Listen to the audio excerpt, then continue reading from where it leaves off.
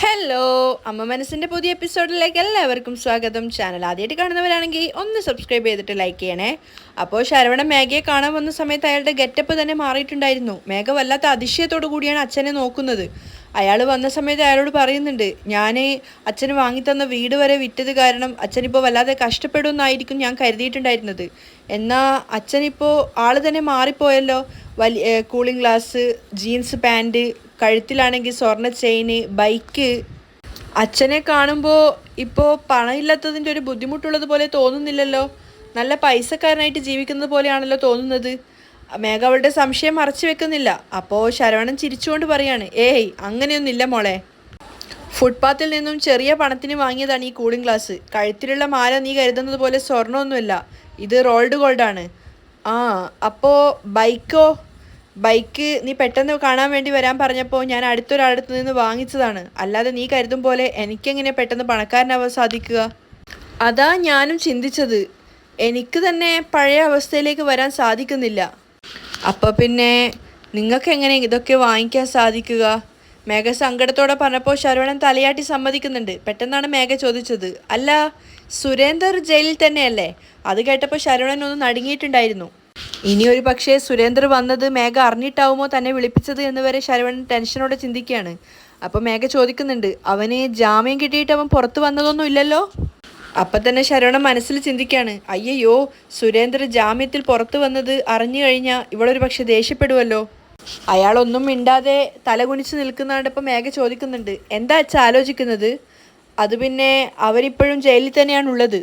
മേഘ അവളുടെ ദേഷ്യം കൊണ്ട് പറയുന്നുണ്ട്, അവൻ ഉള്ളിൽ തന്നെ കിടന്നിട്ട് ചാവട്ടെ അച്ഛാ. എൻ്റെ പണം കിട്ടുന്നത് വരെ അവൻ ഉള്ളിൽ തന്നെ കിടക്കട്ടെ. എൻ്റെ പണം തിരിച്ചു കിട്ടുവാണെങ്കിൽ തീർച്ചയായിട്ടും ഞാൻ പഴയ മേഘയായി പ്രതാപത്തിലേക്ക് വരൂ അച്ഛാ. അതുപോലെ സംഭവിക്കട്ടെ മോളെ, ഒക്കെ ദൈവത്തിൻ്റെ കയ്യിലാണല്ലോ. തിരിച്ചയാൾ പറയുന്നുണ്ട്, അല്ല മോളെ, നീ എന്തിനിപ്പോൾ പെട്ടെന്ന് എന്നെ കാണണമെന്ന് പറഞ്ഞത്? എന്താ കാര്യം? അപ്പോൾ മേഘ സങ്കടത്തോടെ പറയാണ്, അത് പിന്നെ ഒന്നുമില്ല അച്ഛാ, ഞാനാണ് ആരതിയുടെ കല്യാണം മുടക്കിയത് എന്ന് ജാനകി അമ്മായിക്ക് മനസ്സിലായി. ആ ഒരു കാരണം കൊണ്ട് അവരെന്നെ വെറുക്കാൻ തുടങ്ങിയിരിക്കുകയാണ്. ഇപ്പോൾ ഞാൻ എന്തൊക്കെ പറഞ്ഞാലും അവർ വിശ്വസിക്കുന്നേ ഇല്ല. ആ കുടുംബത്തിൽ ആ ഒരാൾ മാത്രമായിരുന്നു എന്നെ വിശ്വസിച്ചിട്ടുണ്ടായിരുന്നത്. എന്നാൽ ഇപ്പോൾ ഇതറിഞ്ഞതിന് ശേഷം അവർ പോലും എന്നെ വിശ്വസിക്കുന്നില്ല. മേഘ പറയുന്നതിനൊന്നും ശരവണൻ മറുപടി പറയുന്നുണ്ടായിരുന്നില്ല. അപ്പോൾ മേഘ ദേഷ്യത്തോടെ പറയുന്നുണ്ട്, എന്ത് നടക്കരുതെന്ന് ഇത്രയും കാലം കരുതിയോ അതാണ് ഇനി നടക്കാൻ പോകുന്നത് അച്ഛാ. അല്ല മേഘ, അതിനും മാത്രം എന്താ സംഭവിക്കാൻ പോകുന്നത്? ശരവണന് മനസ്സിലായില്ല. അപ്പോഴാണ് മേഘ പറയുന്നത്, ചന്ദ്രികയ്ക്കും സിദ്ധാർത്ഥിനും കല്യാണ നിശ്ചയം നടക്കാൻ പോവുകയാണച്ചാ. അത് കേട്ട സമയത്ത് ശരവണനും ശരിക്കൊന്നും ഞെട്ടിയിട്ടുണ്ടായിരുന്നു. എന്താ മേഘ നീ പറയുന്നത്? അതെ അച്ഛാ, ചന്ദ്രികയ്ക്ക് സിദ്ധാർത്ഥിനെ കല്യാണം നടത്തി കൊടുക്കാൻ ജാനകി അമ്മായി സമ്മതിച്ചു. ശരവണൻ ഇങ്ങനെ ചെറുതായിട്ടൊന്ന് ഞെട്ടി നിൽക്കുകയാണ്. അപ്പോൾ മേഘ പറയുന്നുണ്ട്, സിദ്ധുവിനെ എനിക്ക് കിട്ടിയില്ലെങ്കിലും കുഴപ്പമില്ല, പക്ഷേ അവന് ചന്ദ്രികയുടെ കൂടെ ജീവിക്കാൻ പാടില്ലച്ചാ. എന്തെങ്കിലും ചെയ്തിട്ട് ഈ കല്യാണ നിശ്ചയം മുടക്കണം അച്ഛാ. ശരവണൻ ഇങ്ങനെ ആകെ ഞെട്ടി നിൽക്കുകയാണ്. അപ്പോൾ മേഘ ചോദിക്കുന്നുണ്ട്, അച്ഛാ ഞാൻ പറയുന്നത് പോലെ നിങ്ങൾ ചെയ്യാമോ? ആ പറമോളെ. അപ്പോൾ മേഘ ഇങ്ങനെ കണ്ണുകൾ കൊണ്ട് ചുറ്റിലും നോക്കുവാണ്, ആരെങ്കിലും തങ്ങളെ ശ്രദ്ധിക്കുന്നുണ്ടോ എന്ന് അറിയാൻ വേണ്ടി. എന്നിട്ട് ശബ്ദം താഴ്ത്തി ശരവണനോട് പറയുന്നുണ്ട്, അച്ഛന് അറിയാവുന്ന ഹയറിംഗ് കില്ലേഴ്സ് ആരെങ്കിലും ഉണ്ടോ അച്ഛാ? അപ്പോൾ അയാൾ പറയുന്നുണ്ട്, എനിക്ക് മനസ്സിലായില്ല മോളെ. കൂലിക്ക് ആളെ കൊല്ലുന്നവരില്ലേ, കൊട്ടേഷൻ ടീം, അങ്ങനെയുള്ള ആരെങ്കിലും അറിയാമെങ്കിൽ അച്ഛൻ എന്നോട് പറ. കടം വാങ്ങിച്ചിട്ടാണെങ്കിലും പണം കൊടുത്തിട്ട് ആ ചന്ദ്രികയുടെ കഥ അവസാനിപ്പിക്കണം. മേഘയുടെ മുഖത്ത് ശരിക്കും ഒരു കൊലയാളിയുടെ ഭാവം ഉണ്ടായിരുന്നു. അപ്പോൾ ശരവണൻ പറഞ്ഞു കൊടുക്കുന്നുണ്ട്, മേഘ ഈ സമയത്ത് ചെയ്തു കഴിഞ്ഞാൽ ഇതിന് പിന്നിൽ നീയാണെന്ന് അവർക്ക് പെട്ടെന്ന് മനസ്സിലാവും മോളെ. കുഴപ്പമില്ല അച്ഛാ, അവളെ കൊന്നിട്ട് ഞാൻ ജയിലിലേക്ക് പോയാലും എനിക്ക് സന്തോഷം തന്നെയാണ്. എൻ്റെ കൺമുന്നിൽ വെച്ച് ചന്ദ്രികയും സിദ്ധാർത്ഥും ഭാര്യയും ഭർത്താവുമായിട്ട് ജീവിക്കുന്നത് കാണുമ്പോൾ ഓരോ നിമിഷവും ഞാൻ നരകവേദന അനുഭവിക്കും. അതിനേക്കാൾ നല്ലത് ഒറ്റയടിക്ക് അവളെ ഞാൻ കൊന്നിട്ട് ജയിലിൽ പോയിട്ട് കഷ്ടപ്പെടുന്നതാണ് നല്ലതെന്നാണ് എനിക്ക് തോന്നുന്നത് അച്ഛാ. സ്വന്തം അച്ഛനായ ശരവണൻ പോലും മനസ്സിൽ ചിന്തിച്ചു പോവുകയാണ്, ഇവളെന്തൊരു സാധനമാണ്, എന്തൊരു ദുഷ്ടയാണെന്നൊക്കെ. അതുമാത്രമല്ല ശരവണൻ ചോദിക്കുന്നുണ്ട്, ഒരുപക്ഷെ ഈ കൊലയിൽ എനിക്കും പങ്കുണ്ടെന്ന് പോലീസുകാർ കണ്ടുപിടിച്ചാൽ എന്താ മോളെ ചെയ്യുക? എനിക്ക് വേണ്ടി അച്ഛന് ജയിലിൽ വരാൻ പറ്റില്ലേ? മേഘ ചോദിച്ചു കേട്ടപ്പോൾ ശരവണൻ പറയാണ്, അതല്ല മോളെ, കല്യാണം പോലും കഴിക്കാത്തൊരു പെൺകുട്ടിയുള്ളപ്പോൾ ഞാനങ്ങനെ ജയിലിലേക്ക് പോകുന്നത് ശരിയല്ലല്ലോ. അപ്പോൾ മേഘ പുച്ഛത്തോടെ പറയുന്നുണ്ട്, ആദ്യം ചന്ദ്രികയെ എങ്ങനെയാ കൊല്ലുക എന്ന് തീരുമാനിക്ക്. നിങ്ങളുടെ മോള് കൊച്ചു കുട്ടിയൊന്നുമല്ല, അവളെ സംരക്ഷിച്ചോളൂ. മേഘയുടെ സംസാരത്തിന് മുന്നിൽ മറുത്തൊന്നും പറയാനാവാതെ നിൽക്കുകയാണ് ശരവണൻ. ആദ്യം ചന്ദ്രികയെ കൊല്ലാനുള്ള ആളെ കൂട്ടിയിട്ട് വാ, എനിക്ക് അവളെ കൊല്ലണം. ശരി മോളെ. ശരവണൻ സമ്മതിക്കുകയാണ്. ശരവണൻ യാത്ര പറയുന്നത് പോലെ എഴുന്നേറ്റപ്പോൾ മേഘയും കൂടെ എഴുന്നേൽക്കുന്നുണ്ട്. അപ്പോൾ അവൾ അച്ഛനോട് പറയുന്നുണ്ട്, ഈ ഒരു കാര്യം നമ്മളല്ലാതെ മറ്റാരും അറിയണ്ട. ശരി മോളെ, എങ്കിൽ ഞാൻ പോവുകയാണ് എന്ന് പറഞ്ഞിട്ട് അയാളുടെ വണ്ടിയുടെ അടുത്തേക്ക് പോവുകയാണ്. മേഘയാണെങ്കിൽ ചന്ദ്രികയോടുള്ള പ്രതികാരത്തോടെ അങ്ങനെ നിൽക്കുകയാണ്. അതേസമയം വീട്ടിലാണെങ്കിൽ ചന്ദ്രികയും ഓഫീസിലേക്ക് പോകാൻ വേണ്ടി ഇറങ്ങി വന്നിട്ടുണ്ടായിരുന്നു. അവളെ കൂടി കണ്ടപ്പോൾ മഹേന്ദ്രൻ അങ്ങോട്ടേക്ക് വിളിക്കുകയാണ് ആ ഇൻവിറ്റേഷൻ ലെറ്ററിൻ്റെ ഡിസൈൻ സെലക്ട് ചെയ്യാൻ വേണ്ടിയിട്ട്. എല്ലാവരെയും ഹാളിൽ കണ്ട സമയത്ത് ചന്ദ്രിക പുഞ്ചിരിച്ചുകൊണ്ട് അങ്ങോട്ടേക്ക് വരുന്നുണ്ട്. പറയച്ചാ, പക്ഷേ മുത്തശ്ശനാണ് പറയുന്നത്. ഇങ്ങോട്ട് നോക്കുമോളെ, ഇവിടെ ഉള്ളതൊക്കെ നിങ്ങളുടെ എൻഗേജ്മെൻറ്റിൻ്റെ ഇൻവിറ്റേഷൻ്റെ സാമ്പിളാണ്. ഇതിൽ നിന്നും നിനക്കിഷ്ടമുള്ളത് ഒന്ന് നീ സെലക്ട് ചെയ്യണം. അത് കേട്ടപ്പോൾ ചന്ദ്രിക നാണത്തോടെ നിൽക്കുകയാണ്. എല്ലാവരും ചന്ദ്രികയെ തന്നെ നോക്കി നിൽക്കുകയാണ്. അവൾക്കാണെങ്കിൽ എന്താ സംസാരിക്കേണ്ടതെന്ന് അറിയാത്തൊരവസ്ഥയിലാണുള്ളത്. അപ്പോൾ ചന്ദ്രിക പറയുന്നുണ്ട്, ഇല്ല, നിങ്ങൾക്ക് ഇഷ്ടപ്പെട്ടത് ഏതാണെന്ന് വെച്ചാൽ അത് സെലക്ട് ചെയ്തോളൂ. അപ്പോൾ മഹേന്ദ്രൻ പറയുന്നുണ്ട്, ഞങ്ങൾ സെലക്ട് ചെയ്യുന്നതിൽ യാതൊരു കാര്യവുമില്ല, നീയും സിദ്ധു ഇഷ്ടപ്പെട്ട് സെലക്ട് ചെയ്യുന്നതാണ് കാര്യം. കല്യാണം കഴിക്കാൻ പോകുന്നവർ ഒരേ ഇൻവിറ്റേഷൻ തന്നെ അറിയാതെ സെലക്ട് ചെയ്ത് കഴിഞ്ഞാൽ അവർക്ക് രണ്ടുപേർക്കും ഒരുപാട് മനപ്പൊരുത്തമുണ്ടെന്ന അർത്ഥം. ഇവിടെയുള്ളതിൽ ഒന്ന് ഓൾറെഡി സിദ്ധു സെലക്ട് ചെയ്തതാണ്, ഇനി ഒന്ന് നീയും സെലക്ട് ചെയ്യ്. സിദ്ധു സെലക്ട് ചെയ്തത് തന്നെയാണ് നീയും സെലക്ട് ചെയ്തതെങ്കിൽ നിങ്ങളുടെ കല്യാണ ജീവിതം ഒരുപാട് സുന്ദരമായിരിക്കും. മഹേന്ദ്രൻ പറഞ്ഞത് കേട്ടതും മുത്തശ്ശനൊക്കെ പൊട്ടിച്ചിരിക്കുകയാണ്. ചന്ദ്രിക ശരിക്കും കുഴഞ്ഞു. കാരണം സിദ്ധാർത്ഥ സെലക്ട് ചെയ്തത് തന്നെ അവളും സെലക്ട് ചെയ്യണമല്ലോ. സിദ്ധു ആണെങ്കിൽ അത് അറിയാനുള്ളൊരു ക്യൂരിയോസിറ്റിയോടുകൂടി നിൽക്കുകയാണ്. അപ്പോൾ മഹേന്ദ്രൻ പറയുന്നുണ്ട്, നിങ്ങളുടെ രണ്ടുപേരുടെയും ജീവിതം ഒരുപാട് സുന്ദരമായിരിക്കും. അങ്ങനെയാണെങ്കിൽ നിങ്ങളുടെ രണ്ടുപേരുടെയും മനസ്സ് ഒരുപോലെ ആയിരിക്കും. ചന്ദ്രിക ശരിക്കും പെട്ട അവസ്ഥയിലായിട്ടുണ്ടായിരുന്നു. അയ്യോ, സിദ്ധു സാറ് ഏത് ഇൻവിറ്റേഷൻ ആയിരിക്കും സെലക്ട് ചെയ്തിട്ടുണ്ടാവുക? ചന്ദ്രികയുടെ മുഖത്തെ ആശയക്കുഴപ്പം സിദ്ധാർത്ഥിന് മനസ്സിലായിട്ടുണ്ടായിരുന്നു. അപ്പോൾ ലക്ഷ്മി പറയുന്നുണ്ട്, ചന്ദ്രിക, സിദ്ധാർത്ഥ എടുത്ത അതേ ഇൻവിറ്റേഷൻ തന്നെ എടുക്കണം ചന്ദ്രിക. എല്ലാവരും അതിനെ സപ്പോർട്ട് ചെയ്തപ്പോൾ സിദ്ധു പറയുന്നുണ്ട്, ഏയ് അങ്ങനെയൊന്നുമില്ല, നിനക്ക് ഏത് ഇൻവിറ്റേഷൻ ഇഷ്ടപ്പെട്ടോ അതെടുത്താൽ മതി. അങ്ങനെ സിദ്ധു പറഞ്ഞെങ്കിലും ബാക്കി എല്ലാവർക്കും സിദ്ധാർത്ഥ സെലക്ട് ചെയ്തത് തന്നെ ചന്ദ്രികയും സെലക്ട് ചെയ്യണം എന്നായിരുന്നു ആഗ്രഹം. അപ്പോൾ ചന്ദ്രികയ്ക്ക് ആ ഒരു 10 ഇൻവിറ്റേഷൻ ലെറ്ററും എടുത്തു കൊടുക്കുകയാണ്. അവളാണെങ്കിൽ അതും കയ്യിൽ വെച്ചിട്ട് സിദ്ധാർത്ഥിനെ നോക്കി നിൽക്കുകയാണ്. സിദ്ധു പറയുന്നുണ്ട്, നിനക്ക് ഇഷ്ടമുള്ളത് എടുത്താൽ മതിയെന്ന്. ചന്ദ്രിക ഓരോന്നോരോന്ന് മറിച്ച് നോക്കുകയാണ്. ചന്ദ്രിക ഓരോന്ന് നോക്കുന്ന കണ്ടപ്പോൾ ആരതി ലക്ഷ്മിയോട് ശബ്ദം താഴ്ത്തി പറയുന്നുണ്ട്, അമ്മായി, ചന്ദ്രികയ്ക്ക് കിട്ടുമായിരിക്കും അല്ലേ, നമുക്ക് നോക്കാം. അപ്പോൾ ചന്ദ്രികയാണെങ്കിൽ ഓരോന്നോരോന്ന് മറിക്കുന്തോറും അവളുടെ മനസ്സിലുള്ളത് അച്ഛൻ പറഞ്ഞ വാക്കുകളാണ്. കല്യാണം കഴിക്കാൻ പോകുന്നവർ ഒരേ ഇൻവിറ്റേഷൻ തന്നെയാണ് സെലക്ട് ചെയ്യുന്നതെങ്കിൽ അവർക്ക് ഒരുപാട് മനപ്പൊരുത്തം ഉണ്ടെന്നാണ് അതിൻ്റെ അർത്ഥം. അവസാനം 2 എണ്ണം കയ്യിൽ വെച്ചിട്ട് ബാക്കിയൊക്കെ ചന്ദ്രിക ടേബിളിന് മുകളിൽ വെക്കുകയാണ്. എന്നിട്ട് എല്ലാവരോടായിട്ട് പറയുന്നുണ്ട്, എനിക്ക് ഈ 2 ഇൻവിറ്റേഷനും ഇഷ്ടപ്പെട്ടു. അപ്പോൾ ആരതി പറയാണ്, അതെങ്ങനെ, ഇതിലേതെങ്കിലും ഒന്ന് സെലക്ട് ചെയ്യണം. ചന്ദ്രിക വീണ്ടും കുഴങ്ങിയ അവസ്ഥയിലാണ്. അവൾ സിദ്ധാർത്ഥിനെ നോക്കുന്നുണ്ടായിരുന്നു. സിദ്ധാർത്ഥാണെങ്കിൽ ആകാംക്ഷയോടുകൂടി ഇരിക്കുകയാണ്. താൻ സെലക്ട് ചെയ്തത് തന്നെ ചന്ദ്രികയും സെലക്ട് ചെയ്യുമോ എന്നറിയാൻ. കാരണം അവൾ എടുത്ത 2-ൽ-1 സിദ്ധാർത്ഥ സെലക്ട് ചെയ്ത ഒന്ന് തന്നെയായിരുന്നു. അപ്പോൾ ചന്ദ്രിക വീണ്ടും 2ഉം തുറന്ന് ഇങ്ങനെ നോക്കിക്കൊണ്ടിരിക്കുകയാണ്. അവസാനം സിദ്ധു സെലക്ട് ചെയ്തത് തന്നെയാണ് ചന്ദ്രികയും സെലക്ട് ചെയ്യുന്നത്. അവൾ എല്ലാവരോടുമായിട്ട് പറയുന്നുണ്ട്, എനിക്കിത് ഒരുപാട് ഇഷ്ടപ്പെട്ടു. അത് കേട്ട സമയത്ത് ഫസ്റ്റ് തന്നെ സിദ്ധാർത്ഥിന് തൻ്റെ ആ ഒരു സന്തോഷം അടക്കാനാവുന്നുണ്ടായിരുന്നില്ല. കാരണം താൻ സെലക്ട് ചെയ്ത് തന്നെയാണ് ചന്ദ്രികയും സെലക്ട് ചെയ്തിരിക്കുന്നത്. ജാനകിക്കും മുത്തശ്ശിക്കും മഹേന്ദ്രനും ഒക്കെ അതിശയായിരുന്നു. കാരണം ഇത്ര കൃത്യമായിട്ട് അവരത് രണ്ടുപേരും ഒന്ന് തന്നെ സെലക്ട് ചെയ്തത് കണ്ടിട്ട്. ലക്ഷ്മിയും ആരതിയാണെങ്കിൽ അവളെ കൈമുട്ടി പ്രോത്സാഹിപ്പിക്കുന്നുമുണ്ട്. സൂപ്പർ ചന്ദ്രിക, സൂപ്പർ, കുഴപ്പമില്ലല്ലോ.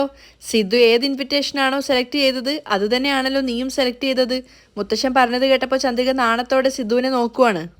രണ്ടുപേരും സന്തോഷത്തോടെ ചിരിക്കുന്ന സമയത്ത് മുത്തശ്ശൻ പറയുന്നുണ്ട്, സിദ്ധുവിനും നിനക്കും ജോഡി പൊരുത്തം മാത്രമല്ല, രണ്ടുപേർക്കും മനപ്പൊരുത്തവും നന്നായിട്ടുണ്ട്. നിങ്ങളുടെ 2 പേരുടെയും ജീവിതം ഒരുപാട് നന്നായിട്ടുണ്ടാവും മക്കളെ. അവിടെ ഉണ്ടായിരുന്ന എല്ലാവർക്കും ആ ഒരു കാര്യത്തിൽ ഒരുപാട് സന്തോഷമുണ്ടായിരുന്നു. കാരണം ഒരുപാട് നാളത്തെ ആഗ്രഹമാണ് ചന്ദ്രികയും സിദ്ധാർത്ഥും ഒരുമിക്കുക എന്നുള്ളത്. അങ്ങനെ പിറ്റേന്ന് നേരം വെളുത്തപ്പോൾ മേഘ ക്ഷേത്രത്തിൽ വന്നിരിക്കുകയാണ്. അവളുടെ പ്രാർത്ഥനയൊക്കെ കഴിഞ്ഞ് അവൾ ഇറങ്ങുന്ന സമയത്താണ് മഹേഷിനെ കാണുന്നത്. മഹേഷും ക്ഷേത്രത്തിൽ നിന്ന് തന്നെ വരുന്നതാണ്. മേഘയെ കണ്ടപ്പോൾ മഹേഷ് അങ്ങോട്ടേക്ക് വരുന്നുണ്ടായിരുന്നു. മേഘയാണെങ്കിൽ മഹേഷിനെ പരിഹാസത്തോടെ ചോദിക്കുകയാണ്, ആഹാ എന്താ മഹേഷ്, നീ ഒരുപാട് നല്ലവനായി പോയോ? വന്ന് വന്ന് ഇപ്പോൾ ക്ഷേത്രത്തിലൊക്കെ വരാൻ തുടങ്ങിയോ? അപ്പോൾ മഹേഷ് കളിയാക്കി ചിരിച്ചുകൊണ്ട് തിരിച്ചു ചോദിക്കുകയാണ്, ഇതിപ്പോൾ ഞാൻ അങ്ങോട്ട് ചോദിക്കേണ്ട ചോദ്യമല്ലേ, അത് ഇങ്ങോട്ടേക്കാണോ ചോദിക്കുന്നത്? നിങ്ങൾ ഒരുപാട് നന്നായി എന്നാണല്ലോ തോന്നുന്നത്. മഹേഷ് പറഞ്ഞപ്പോൾ മേഘയ്ക്ക് ദേഷ്യം വരികയാണ്. ഇത്രയും സംഭവിച്ചിട്ടും നീ മാറാൻ തയ്യാറല്ല അല്ലേ?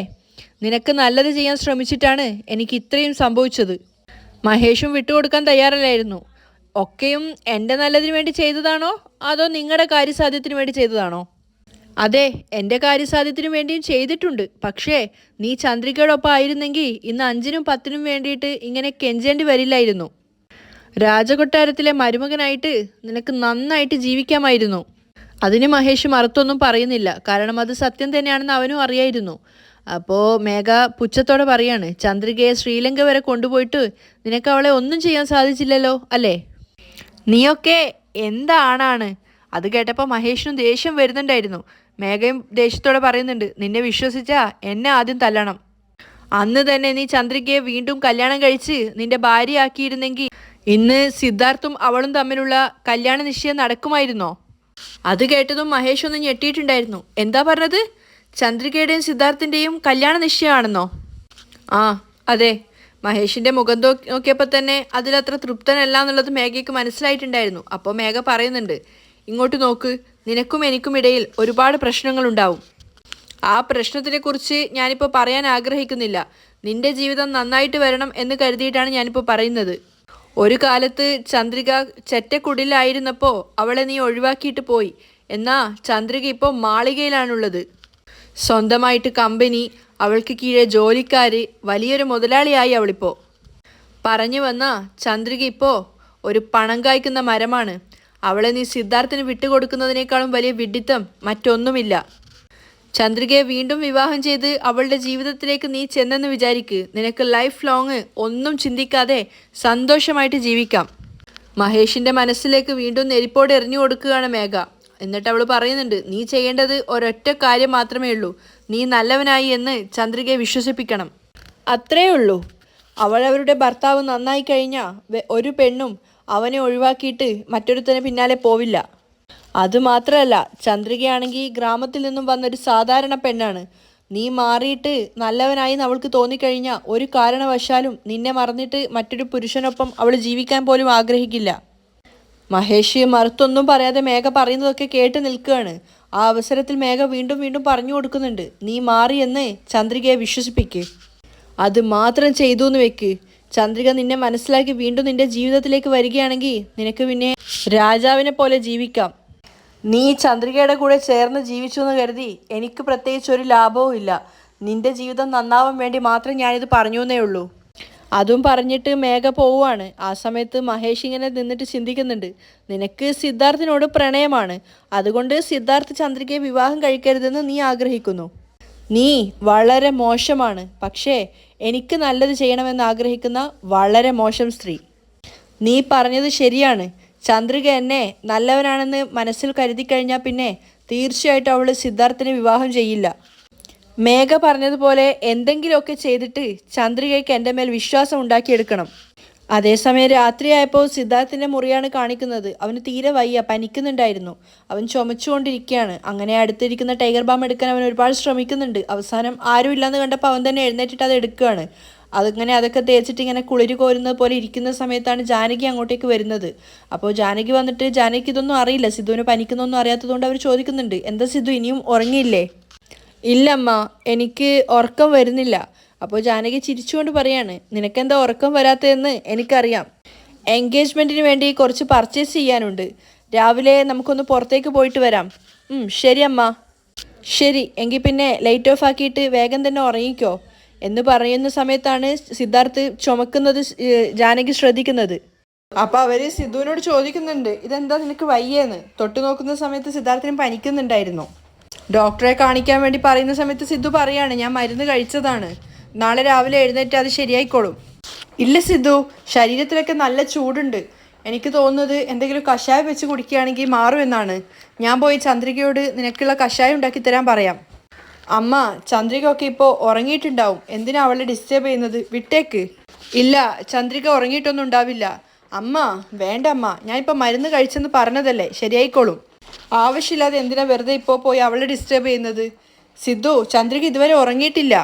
മലറിനെ കഥ പറഞ്ഞു കൊടുത്ത് ഉറക്കാൻ ശ്രമിക്കുന്നത് ഞാൻ കണ്ടിട്ടുണ്ടായിരുന്നു. ഇങ്ങോട്ടേക്ക് വരുമ്പോൾ ഞാൻ പോയി അവളോട് കഷായം ഉണ്ടാക്കാൻ പറയാം എന്ന് പറഞ്ഞിട്ട് ജാനകി അങ്ങോട്ടേക്ക് പോവാണ്. ആ സമയത്ത് ജാനകി പറഞ്ഞതുപോലെ തന്നെ മലറിന് കഥ പറഞ്ഞു കൊടുക്കുകയാണ് ചന്ദ്രിക. ആ സമയത്താണ് ജാനകി അങ്ങോട്ടേക്ക് വരുന്നത്. ചന്ദ്രിക മലറിന് കഥ പറഞ്ഞു കൊടുക്കുന്നത് കുറച്ചു നേരം കേട്ടു നിന്നതിന് ശേഷം ജാനകി ചന്ദ്രികയെ വിളിക്കുകയാണ്.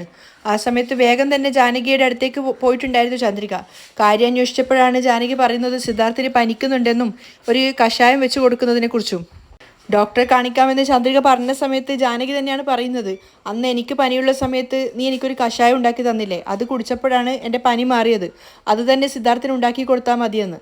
അപ്പോൾ ഞാൻ ഇപ്പം തന്നെ പോകാമെന്നൊക്കെ പറഞ്ഞിട്ട് ചന്ദ്രിക പോവാണ്. അപ്പോൾ മലര് ചോദിക്കുന്നുണ്ട്, എന്താ അമ്മ കാര്യം എന്ന് ചോദിച്ചപ്പോൾ സിദ്ധു സാറിന് പനിക്കുന്നുണ്ടെന്നും അമ്മ കഷായം ഉണ്ടാക്കി കൊടുത്ത് വരാമെന്ന് പറയുകയാണ്. അപ്പോൾ മലര് പറയുന്നുണ്ട്, എനിക്ക് തനിച്ച് കിടക്കാൻ പേടിയാണ്, അമ്മ ഇപ്പം തന്നെ വരാടാ, അമ്മ വന്നാലേ ഞാൻ ഉറങ്ങുള്ളൂ എന്ന് പറയുന്നുണ്ട് മലര്. അങ്ങനെ ചന്ദ്രിക സിദ്ധാർത്ഥിന് വേണ്ടിയുള്ള കഷായം ഉണ്ടാക്കാൻ പോവാണ്. അവിടെയാണ് ഇന്നത്തെ എപ്പിസോഡ് വൈൻഡപ്പ് ചെയ്യുന്നത്.